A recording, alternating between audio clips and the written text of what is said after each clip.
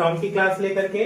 और टॉम में जो हम लोग बात कर रहे थे पिछली वीडियो में, हम लोगों ने जो बात किया था वो इनिशियल टेंशन की बात हो रही थी, प्रारंभिक तनाव की बात हो रही थी, सॉरी ड्राइविंग टेंशन की बात हो रही थी। जो रेशियो था T1/T2 वो कितना आया था उसकी बात हुई थी, T1/T2 इक्वल टू E के पावर म्यू थीटा, इसकी बात हो रही थी। अब जो हमारी आगे की बात है, आगे की बात के लिए जो अगली हेडिंग हम डालेंगे वो डालेंगे बेल्ट में अपकेंद्रीय तनाव। ठीक है,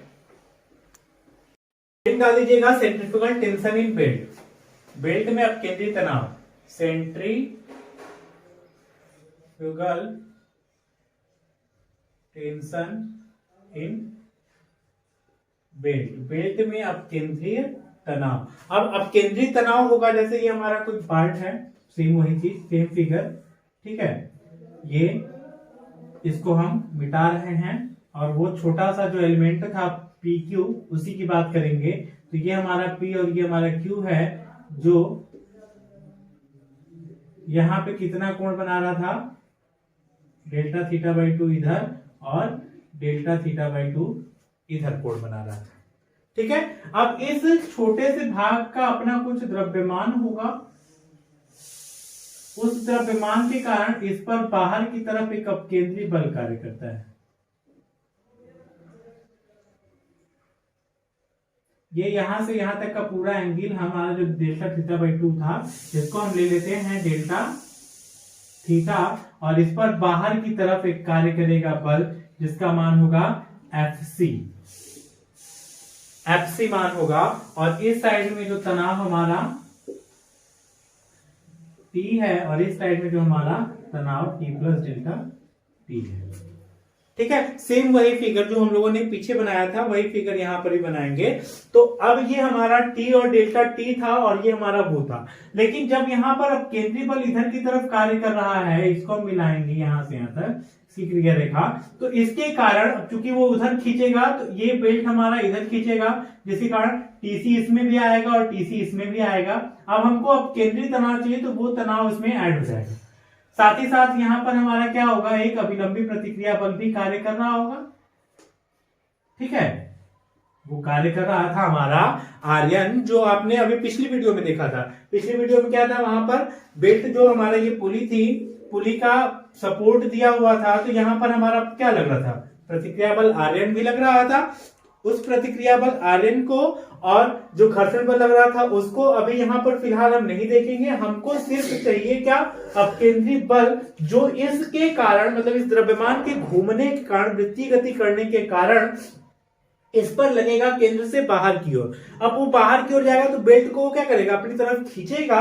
तो बेल्ट को जब खींचेगा तो बेल्ट में तनाव आएगा। मान लेते हैं P बिंदु पर TC तनाव है और Q बिंदु पर उसमें TC तनाव है। इस TC का हमको मान प्राप्त करना है कि TC का मान कितना होगा।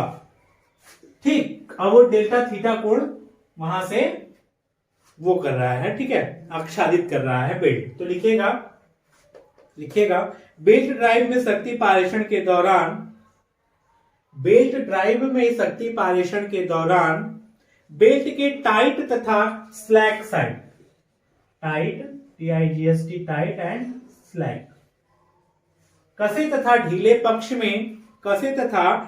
पक्ष में अपकेंद्रीय बल के कारण उपजने वाले तनाव को अपकेंद्रीय तनाव कहते हैं। अपकेंद्रीय बल के कारण उपजने वाले तनाव को अपकेंद्रीय तनाव कहते हैं। बेल्ट के छोटे से भाग PQ पर विचार करने पर डेल्टा थीटा बराबर PQ द्वारा पुली के केंद्र पर बना कोण, स्मॉल m बराबर बेल्ट के इकाई लंबाई का द्रव्यमान, बेल्ट के इकाई लंबाई का द्रव्यमान, V बराबर बेल्ट का रेखीय वेग, R बराबर पुली की त्रिज्या, R बराबर पुली की त्रिज्या, TC बराबर बेल्ट के बिंदु P तथा Q पर अपकेंद्रीय तनाव, बेल्ट के बिंदु P तथा Q पर अपकेंद्रीय तनाव। तो बेल्ट के PQ भाग पर विचार करने पर, PQ भाग पर, बेल्ट के PQ भाग पर विचार करने पर उसकी लंबाई, PQ भाग की लंबाई, तो लंबाई बराबर क्या होगा भाई, लंबाई जो होगा वो ये डिस्टेंस यहां से यहां तक r है, तो r इंटू डेल्टा थीटा, चाप की लंबाई हो जाएगी r इंटू डेल्टा थीटा। ठीक है, यहां पे कोण बराबर चाप बटा त्रिज्या होता है, तो चाप बराबर क्या हो जाएगा, देखो कोण बराबर होता है, कोण बराबर चाप बटा त्रिज्या। तो हमको ये चाप चाहिए, चाप PQ चाहिए, तो चाप बराबर क्या हो जाएगा, कोण बटा त्रिज्या, तो ये हो गया r थीटा। तो PQ भाग का द्रव्यमान, PQ भाग का द्रव्यमान क्या होगा भाई, इसमें m से मल्टीप्लाई कर देंगे तो ये हो जाएगा mr इंटू डेल्टा थीटा। ये क्या है, उसकी लंबाई थी और उसका ये आ गया द्रव्यमान। तो PQ भाग पर लगने वाला अपकेंद्रीय बल, PQ भाग पर लगने वाला अपकेंद्रीय बल क्या हो जाएगा हमारा, FC is equal to m r omega square होता है, तो mv स्क्वायर अपान r हो जाएगा। m r ओमेगा स्क्वायर लिख लो या mv स्क्वायर अपन r लिख लो, कैसे होता है ये भी बता देते हैं। चूंकि FC इज इक्वल टू क्या होता है, m r ओमेगा स्क्वायर, अब ओमेगा इज इक्वल टू क्या होता है, v बाई r, तो यहां पर हम पुट कर देंगे तो m r v square upon r square, एक r से एक r कट जाएगा तो क्या आ जाएगा, m v square upon r। ये यहीं से आया है, ठीक है, ये हमारा यहीं से आया है निकल करके। अब देखिए ये चीज हमारा आ गया, ये r से r क्या हो गया, कैंसिल आउट हो गया, बच क्या क्या हमारा FC is equal to m into del theta into V square. समीकरण नंबर 1, समीकरण नंबर क्या हो गया, 1 हो गया। अब इस समीकरण से देखिए FC का मान हमको पता चल गया, तो बेल्ट के संतुलन पर विचार करेंगे, ये सारी चीजें मिटा रहे हैं, ठीक है, बेल्ट के इक्विलिब्रियम पे बात, समीकरण 1 को छोड़ करके बाकी सारी चीजें मिटा रहे हैं। अब हम इसके संतुलन की बात करेंगे, तो उसमें जो उपजने वाला तनाव है, इसको यदि हम इधर देखेंगे, एंगल कितना होगा, डेल्टा थीटा बाई 2, और ये एंगल कितना होगा, डेल्टा थीटा बाई 2, तो इधर आएगा हमारा TC cos delta theta by 2, और इधर आके आएगा TC cos delta theta by 2। इस साइड में आपका आ जाएगा TC sin delta theta by 2, और इसी का क्या आ जाएगा, एक और कंपोनेंट नीचे वाले का TC sin delta theta by 2। दो कंपोनेंट आ जाएंगे, तो ये कास वाला ये और ये आपस में क्या होंगे, एक दूसरे के साथ संतुलन में हो जाएंगे। तो हमको सिर्फ इक्विलिब्रियम के लिए सिग्मा एक्स पे विचार करना है, क्योंकि सिग्मा वाई तो ऐसे ही 0 हो जा रहा है, ठीक है, वो दिख रहा है हमको। Sigma X is equal to 0, यानी कि FC is equal to TC sine delta theta by 2 plus TC sine delta theta by 2। अब इसको यदि हम जोड़ दें तो ये क्या हो जाएगा, 2 times of TC sine delta theta by 2, और यहां पर इसका वैल्यू रख दीजिए, तो ये हो जाएगा m delta theta into V square. जब delta theta upon 2 tends to 0, तो साइन डेल्टा थीटा बटा 2 टेंस टू डेल्टा थीटा बटा 2। अब यहां पर ये वैल्यू पुट कर देंगे, तो इसलिए क्या हो जाएगा, m delta theta into V square is equal to 2 times of TC into delta theta by 2। ये 2 से 2 कैंसिल हो गया, डेल्टा थीटा से डेल्टा थीटा कैंसिल हो गया, TC इज इक्वल टू क्या आ गया, mv स्क्वायर। यही जो हमारा समीकरण नंबर 2 है, यही अपकेंद्रीय तनाव है, अपकेंद्रीय तनाव है। ये क्या है हमारा, अपकेंद्रीय तनाव है, सेंट्रीफ्यूगल टेंशन इन बेल्ट है। तो इसमें लिख लेंगे उपरोक्त संबंध 2 बेल्ट में अपकेंद्रीय तनाव का सूत्र है, ठीक है, समीकरण नंबर 2 बेल्ट में अपकेंद्रीय तनाव का सूत्र है, ठीक है, ये चीज निकल के आ गई। तो अब हम बात करेंगे, यदि कसे पक्ष में तनाव कितना होगा, ढीले पक्ष में तनाव कितना होगा, TC अपकेंद्रीय बल लेंगे, तो ये मान बदल जाएंगे, है ना, मान क्या हो जाएंगे, बदल जाएंगे। तो नोट में करके लिख लेंगे, नोट, यदि TC बराबर अपकेंद्रीय तनाव, तो कसे पक्ष में मैक्सिमम तनाव TT1, ठीक है। ये क्या हो जाएगा हमारा TT1, कसे पक्ष में मैक्सिमम तनाव TT1 की वैल्यू। तो पहले प्रारंभ में कितना था T1, अब कितना हो गया T1 प्लस TC, ठीक है। ढीले पक्ष में क्या होगा, ढीले पक्ष में तनाव, अब वहां पर कैपिटल T T2, वहां पर हम T2 यूज करते थे, यहां पर हम TT2 ले लेंगे और TT2 की वैल्यू क्या हो जाएगी T2 प्लस TC,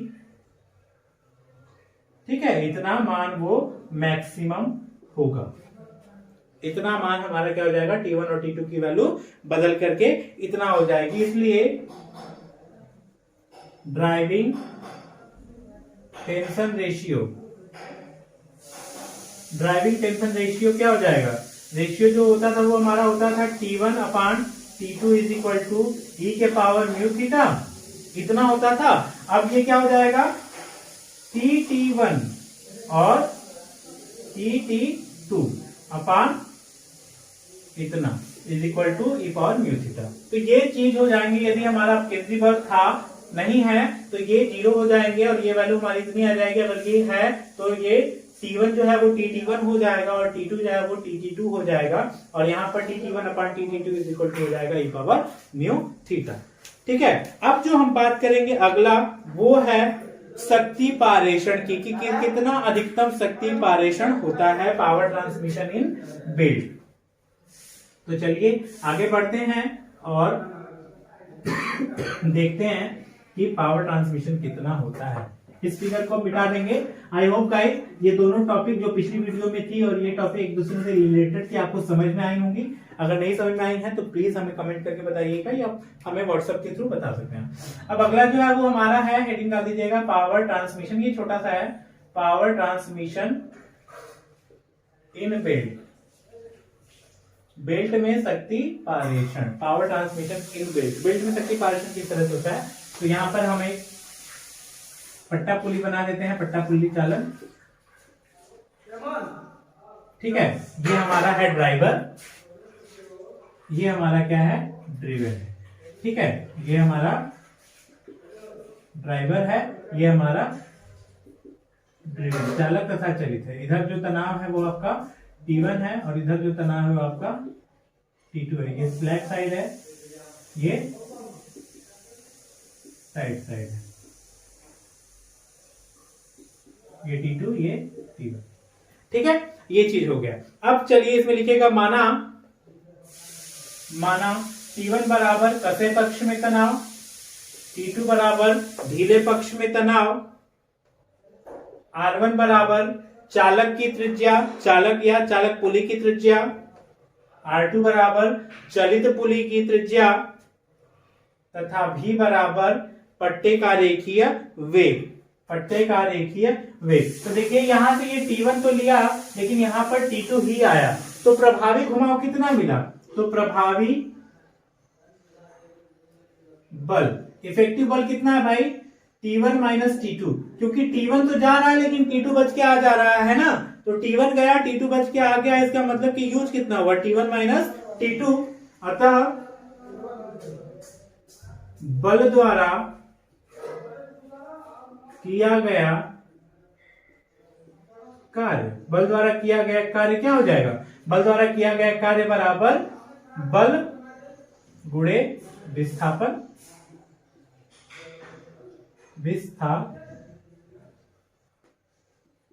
बल गुणे क्या हो जाएगा विस्थापन। अब बल गुणे विस्थापन ये आ गया, तो बल कितना है भाई हमारा F है और विस्थापन कितना है x है, ठीक है। ये हो गया हमारा W। और शक्ति बराबर क्या होता है, शक्ति बराबर P बराबर होता है W बाई T, यानी कि F इंटू एक्स अपान टी, और x अपान टी क्या होता है v के बराबर हो जाएगा, तो ये क्या हो जाएगा f इंटू v, तो p इज इक्वल टू क्या आ जाएगा T1 minus T2 into v। ये क्या है, इसके द्वारा पारेषित शक्ति का मान है, बेल्ट ड्राइव में पारेषित शक्ति का मान है।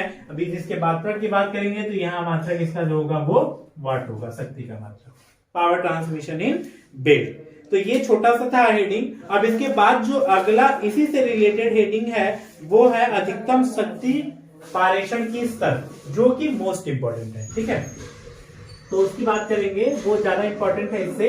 अब ये कैसे आया है, ये रिजल्ट छोटा सा था, इसके इस रिजल्ट को याद रखिएगा क्योंकि अब हमको अधिकतम शक्ति पारेषण की बात करनी है।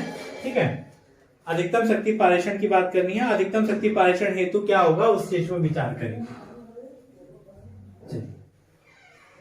तो हेडिंग डाल दीजिएगा, maximum condition for maximum power transmission, condition for maximum power transmission, अधिकतम शक्ति पारेषण की शर्त। क्या है इसकी शर्त, तो इसके लिए आपको हमने पीछे जो है संबंध था वो बताया था। चूंकि हम जानते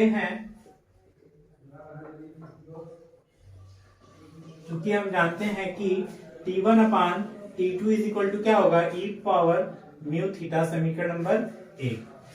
ठीक है, और P is equal to T1 minus T2 into V, इतना होगा। अब ध्यान दीजिए यहां पर T1 और T2 को यहां से रिलेट कर सकते हैं समीकरण नंबर 2, समीकरण 1 तथा 2 से। समीकरण 1 से हम T1 की वैल्यू पुट कर देंगे इसमें, तो T2 इज इक्वल टू क्या हो जाएगा, P इज इक्वल टू है T1 माइनस T1 अपान e पावर म्यू थीटा। यहां से देखिए T2 इज इक्वल टू क्या हो जाएगा, T2 इज इक्वल टू हो जाएगा T1 अपान e के पावर म्यू थीटा, वो यहां पर पुट कर दिया इंटू v, ये आ गया।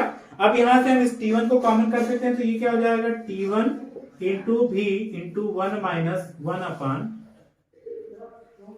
e के पावर म्यू थीटा। अब ये हमारा P है। यदि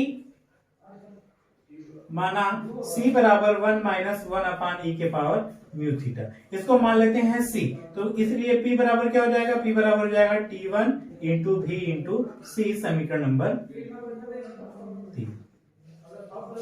ये क्या है हमारा समीकरण नंबर 3। ठीक है, अब अधिकतम तनाव की बात करें, यदि हम मैक्सिमम टेंशन,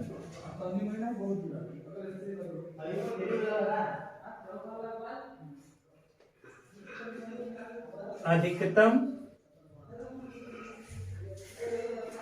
तनाव बल, अधिकतम तनाव बल Tmax बराबर क्या हो जाएगा, T1 प्लस TC। अब केंद्रीय बल को भी कंसीडर करेंगे, तो T1 बराबर यहां से क्या आ जाएगा, T1 बराबर Tmax को T ले लेते हैं, T माइनस TC, इतना हो जाएगा। T बराबर T1 बराबर हो जाएगा T माइनस TC। अब इसी को यदि हम समीकरण, इसलिए समीकरण 3 से T बराबर क्या हो जाएगा, T minus TC into V into C। ये यहां पर हमने क्या किया, T1 की जो वैल्यू थी T माइनस TC यहां पर हमने पुट कर दी। अब इसके बाद यहां पर चूंकि हमको पता है, चूंकि TC बराबर क्या होता है, TC बराबर mv स्क्वायर, इसलिए P बराबर क्या हो जाएगा, T minus mv square into V into C। ये आ गया हमारा संबंध। यदि हम इसमें V को देखें यहां पर, तो ये हो जाएगा T into V minus M into V cube into C। अब ये जो समीकरण नंबर 4 हमको प्राप्त हुआ, समीकरण नंबर 3 है, ये समीकरण नंबर 4 है। ये क्या है, गति और शक्ति में समीकरण है। ठीक है, तो यहां पर एक लाइन लिखेंगे, लिखिएगा, उपरोक्त समीकरण को अधिकतम पावर ट्रांसमिशन के लिए, ध्यान दीजिएगा ये P और V किस तरह से रिलेट करें, क्योंकि जितना वो गति होगा उतना ही शक्ति, गति का पारेषण अथवा शक्ति का पारेषण, इसीलिए समान कहा जाता है कि गति का पारेषण हो रहा है या फिर शक्ति का पारेषण हो रहा है। तो इसी के संदर्भ में हम यहाँ पर इसमें रिलेशन निकालेंगे। तो लिखेगा, उपरोक्त समीकरण को अधिकतम पावर ट्रांसमिशन के लिए V के सापेक्ष अवकलित करने पर, अर्थात for maxima dPV is equal to क्या होगा, 0 होगा। dP upon dV is equal to क्या होना चाहिए, 0 होना चाहिए, यानी कि dV of TV minus mV cube is equal to 0 होना चाहिए। कांस्टेंट को उधर लेगा तो वैसे ही 0 होगा। अब यहाँ पर यदि हम इसको करें तो ये क्या हो जाएगा, T minus M V square, T minus M common आ जाएगा, इस तरह से कर लेते हैं, M into D D V of V cube का 0। अब यहां पे यदि हम इसको पुट करें तो ये हो जाएगा 3m भी स्क्वायर इज इक्वल टू 0। तो यहां से हमको क्या रिजल्ट मिला, t is equal to 3m भी स्क्वायर, यानी कि t is equal to 3tc। समीकरण नंबर 5, या v बराबर क्या हो जाएगा, t अपान 3m का अंडर रूट। समीकरण नंबर 6। ठीक है, यह है हमारा v। ये इससे हमने यहाँ पे एम भी स्क्वायर को क्या रख सकते हैं, टीसी रख सकते हैं, तो ये हो जाएगा 3 गुना, और ये हो जाएगा यदि हम v बराबर निकाले तो v बराबर क्या हो जाएगा, 3 अपान टीएम अंडर रूट में। ठीक है, तो यहां से लिखिएगा उपरोक्त समीकरण 6 शक्ति अधिकतम शक्ति पारेषण की दशा में, उपरोक्त समीकरण 6 अधिकतम शक्ति पारेषण की दशा में बेल्ट की गति को प्रदर्शित करता है। बेल्ट की गति इतनी होनी चाहिए, तथा समीकरण नंबर 5 से यह स्पष्ट होता है कि, तथा समीकरण नंबर 5 से यह स्पष्ट होता है कि अधिकतम शक्ति पारेषण की दशा में बेल्ट में उपजने वाला अधिकतम तनाव प्रतिबल अपकेंद्रीय तनाव, बेल्ट में उपजने वाला अधिकतम तनाव अपकेंद्रीय तनाव के 3 गुना होगा, अपकेंद्रीय तनाव के 3 गुना होगा। यही है condition for maximum power transmission, जो कि दूसरा मोस्ट इंपॉर्टेंट टॉपिक है आपका। ठीक है, पहला जो है वो ये वाला रिलेशन आपसे पूछ सकता है, ये आईएमपी है, किस तरह से आता है। दूसरा ये कंडीशन पूछ सकता है एग्जाम में, तो ये 2 डेरिवेशन तो जरूर पढ़ लीजिएगा, बाकी पढ़िएगा चाहे नहीं पढ़िएगा। और इस तरह से जो आपका पावर ट्रांसमिशन होता है, वो पावर ट्रांसमिशन आपका उसमें बेल्ट ड्राइव समाप्त होता है। अब हम बात करेंगे गियर ड्राइव की। गियर ड्राइव क्या होता है उसकी, तो गियर ड्राइव वाली जो बात होगी वो हम लोग अगले वीडियो में करेंगे, और गियर ड्राइव का 2 वीडियो लगेगा। 2 वीडियो में गियर ड्राइव खत्म हो जाएगा और 1 वीडियो में बेल्ट ड्राइव, चेन ड्राइव खत्म हो जाएगा। तो मुश्किल से 3 वीडियो इसके बचे हैं, और 2 वीडियो में आपके कैम फॉलोअर खत्म हो जाएंगे। तो 5 वीडियो आपके टॉम के हैं और 1 वीडियो डिजाइन के बचे हैं। तो आपका कोर्स जल्दी ही खत्म हो जाने वाला है, तो बस हमारे साथ बने रहिए और हमारे सुविधाओं का लाभ उठाते रहिए। ठीक है, तो हम आपसे मिलेंगे अगली वीडियो में। अगर ये टॉपिक नहीं समझ में आया है तो प्लीज हमें व्हाट्सएप के जरिए पूछ सकते हैं आप, जो भी डाउट होगा उसको क्लियर किया जाएगा। ठीक है, हम आपसे मिलेंगे अगली वीडियो में, तब तक के लिए धन्यवाद।